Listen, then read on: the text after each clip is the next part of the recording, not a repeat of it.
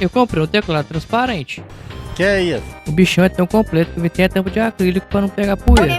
Não vai faltar RGB. Esses raios de luz. Olha só esses raios de luz. Até a traseira do bicho é bonita. Ajuste de altura emborrachado, Dogo 2.4 porque ele é Tremode, que nobre de volume que vai acender a luzinha dele, cabuceta na mão, Ai, ai. switch white, removedor de keycap e mais uma pausinha pra mostrar a beleza desse teclado.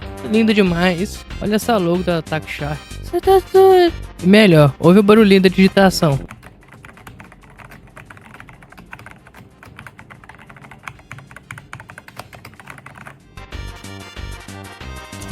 E esse foi o review do Attack Shark K75, espero que tenha gostado, curta e segue pra mais. E me segue aí pô, não custa nada.